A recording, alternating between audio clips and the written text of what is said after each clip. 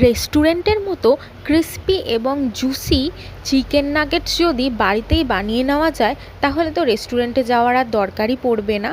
তাই আজকে তোমাদের সাথে আমি শেয়ার করে নেব কিভাবে বাড়িতে তোমরা একদম ক্রিস্পি আর জুসি চিকেন নাগেটস বানিয়ে নেবে তার রেসিপি। তাই ভিডিওটি স্কিপ না করে সম্পূর্ণ দেখতে থাকো, তাহলে তোমরাও বাড়িতে ঠিক এমনভাবেই চিকেন নাগেটস বানিয়ে নিতে পারবে।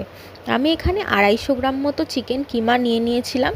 তার মধ্যে দিয়ে দিচ্ছি ফেটিয়ে রাখা ডিম, আদা রসুন বাটা, লঙ্কার গুঁড়ো, গোলমরিচ গুঁড়ো আর পরিমাণ মতো নুন। আর ওপর থেকে দিয়ে দিচ্ছি অল্প একটু ব্রেড ক্রাম্বস, যাতে এই পুরো বাইন্ডিংটা ধরে রাখতে পারে। ব্রেড ক্রাম্বস না হলে তো ছেড়ে যাবে। এবার খুব ভালোভাবে মশলার সাথে মিশিয়ে নেব আর দেখে নেব টেক্সচারটা যেন খুব নরম না হয়, একটু শক্ত যেন হয়। তাই লাগলে আর একটু পরিমাণ ব্রেড ক্রাম্বস তোমরা অ্যাড করেই নিতে পারো। দেখো আমার পুরো পারফেক্টভাবে মাখা হয়ে গেছিলো। এবার আমি হাতের সাহায্যে লম্বা লম্বা করে শেপ দিয়ে নিচ্ছি। তোমরা চাইলে গোলও শেপ দিয়ে নিতে পারো, তো আমার মনে হলো লম্বা শেপ দিলেই ভালো লাগবে, তো আমি সেটাই করেছি। এবার আগে থেকে একটা ডিম ফাটিয়ে রেখেছিলাম নুন দিয়ে। এবার প্রথমে ডিমে একবার কোট করে নিলাম, তারপর আবার ব্রেড ক্রাম্বসে চুবিয়ে নিলাম। এইভাবে আমি ডাবল কোটিং করে নেব। দেখো আবারও আমি ডিমে চুবিয়ে নিলাম, নিয়ে আবার আমি ব্রেড ক্রাম্বসে কোট করে নিচ্ছি। হাতের সাহায্যে খুব ভালোভাবে চেপে চেপে কোট করব, যাতে এটা তেলে দেওয়ার পর ছেড়ে না যায়। আর কোটিংটাও যেন খুব মোটা না হয় বাইরে থেকে, সেটারও খেয়াল রাখতে হবে। দেখো সবকটা আমার এখানে বানানো হয়ে গেছে। আগে থেকে আমি তেল গরম করতে দিয়ে দিয়েছিলাম, আর ওদিকে কিছুক্ষণের জন্য ফ্রিজে রেখে দিয়েছিলাম চিকেন নাগেটসগুলো। একদম পুরো সেট হয়ে গেছিলো।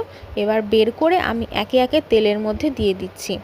একদম মিডিয়াম টু লো হিটে এটা ভাজতে হবে, যাতে ভেতর থেকেও চিকেনটা পুরো সেদ্ধ হয়ে যায়, যেহেতু চিকেনটা এখানে কাঁচা ছিল, আগে থেকে সেদ্ধ করা ছিল না। দেখো একবার আমি উল্টে পাল্টে নিলাম। এবার তোমরা এইভাবে গোল্ডেন ব্রাউন পর্যন্ত ভেজে নিতে পারো। দেখো এখানে গোল্ডেন ব্রাউন হয়ে গেছে। এবার আমি এক এক করে তুলে নিচ্ছি, নিয়ে সস আর মেয়োনিজ দিয়ে সার্ভ করে নিচ্ছি। বাড়িতে তো সলিড চিকেন সবারই আসে চিকেন কেনা হলে, তো সেই সলিড চিকেনগুলো খেতে তো কারোরই ভালো লাগে না। তো এইভাবে তোমরা একদিন সলিড চিকেন দিয়ে চিকেন নাগেটস বানিয়ে দেখতে পারো। আশা করি তোমাদের ভীষণ ভালো লাগবে।